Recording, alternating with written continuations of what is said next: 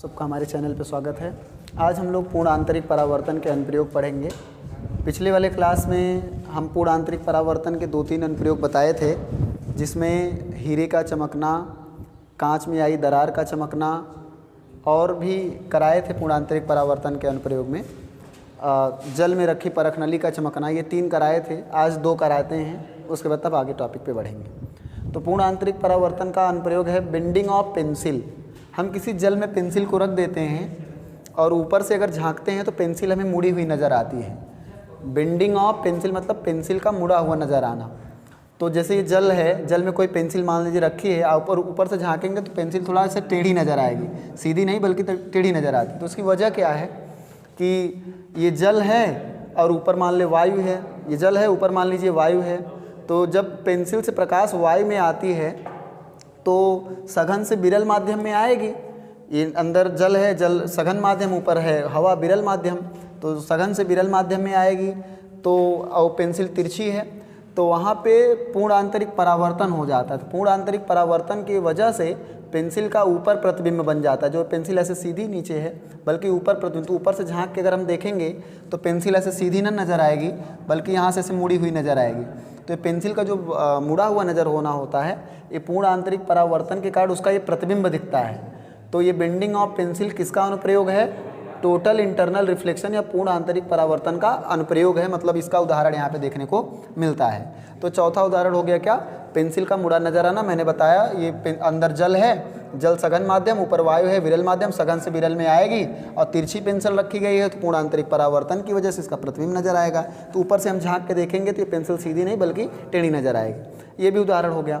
अब यहाँ पे मोस्ट इंपॉर्टेंट है मिराज या मरीचिका जिसे कहते हैं, हम लोग मरीचिका कहते हैं, बहुत ज़्यादा इंपॉर्टेंट है। आइए समझते हैं मिराज क्या है। जो गर्म सी जगह होती है, बालू वगैरह रेगिस्तान होता है, वहाँ पे जैसे कोई पेड़ है, झाड़ी है, तो झाड़ी का नीचे एक प्रतिबिंब नज़र आता है बालू के ऊपर। जैसे कोई झाड़ी है और नीचे यहाँ पे उसका प्रतिबिंब नज़र आता है, इसी को हम मिराज कहते हैं, मरीचिका कहते हैं। तो समझते हैं कैसे क्या होता है। जैसे जो डिज़र्ट्स होते हैं, जो रेगिस्तान होते हैं, वहाँ पर बालू होती है और बालू बहुत जल्दी गर्म होता है। तो जब बालू गर्म हो जाती है तो जो नीचे की हवा है वो गर्म के कारण ऊपर उड़ जाती है। थोड़ा ध्यान देंगे यहाँ पे। जैसे मान लीजिए नीचे बालू है और गर्मी जब पड़ती है रेगिस्तान वगैरह में तो बालू एकदम हीट हो जाती है, गर्म हो जाती है। तो इस हीट की वजह से जो ऊपर की हवा है वो ऊपर उड़ जाती है, नीचे खाली सा हो जाता है और ऊपर हवाएँ चली जाती हैं। तो ऊपर हवा चली गई, नीचे खाली हो गया, ऊपर हो गया सघन माध्यम, नीचे हो गया विरल माध्यम। क्यों हो गया? क्योंकि नीचे हीट की वजह से हवा ऊपर चली जाती है, नीचे खाली सा हो जाता है। तो ऊपर सघन माध्यम, नीचे विरल माध्यम। तो जब इस प्रकाश से प्रकाश ऐसे नीचे आएगी, इस पेड़ से, ये जो झाड़ी से जो प्रकाश नीचे आएगी तो सघन ऊपर हो गया, चूँकि हवाएं ऊपर उठ गई हैं, नीचे विरल हो गया। तो सघन से विरल में आएगी, जैसे नीचे आएगी और विरल और अभिलंब से दूर हटेगी। हमें पता है कि जब सघन से विरल में जाती है प्रकाश तो अभिलंब से दूर हटती है, और नीचे आएगी और अभिलंब से दूर हटेगी और दूर हटेगी। और एक समय ऐसा होगा कि नीचे आते आते पूर्ण आंतरिक परावर्तन होने लगेगा और पूरी की पूरी प्रकाश वापस लौटने लगेगी। तो पूर्ण आंतरिक परावर्तन होने की वजह से इस झाड़ी का एक स्पष्ट नीचे प्रतिबिंब नज़र आता है। तो रेगिस्तान में ये जो झाड़ी बनी है, इस झाड़ी का जो ये नीचे प्रतिबिंब नज़र आता है, इसी को हम कहते हैं क्या?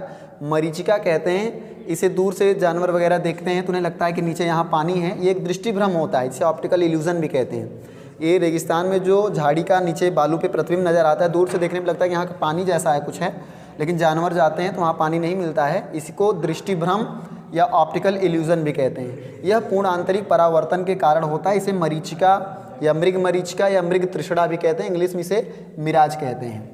तो ये एक बार थोड़ा फिर से समझेंगे कैसे बनता है। बालू गर्म होती है, हवाएं गर्म होकर ऊपर उठ जाती हैं, ऊपर बन जाता है सघन, नीचे बन जाता है विरल। तो सघन माध्यम से जब ऊपर से पेड़ से प्रकाश आता है तो विरल में आता है, तो सघन से विरल में आने की वजह से पूर्ण आंतरिक परावर्तन हो जाता है और नीचे परावर्तन के कारण इस झाड़ी का एक स्पष्ट प्रतिबिंब नज़र आता है। इसी को हम मरीचिका कहते हैं। तो ये आपके पूर्ण आंतरिक परावर्तन के सारे अनुप्रयोग हो गए। क्या क्या?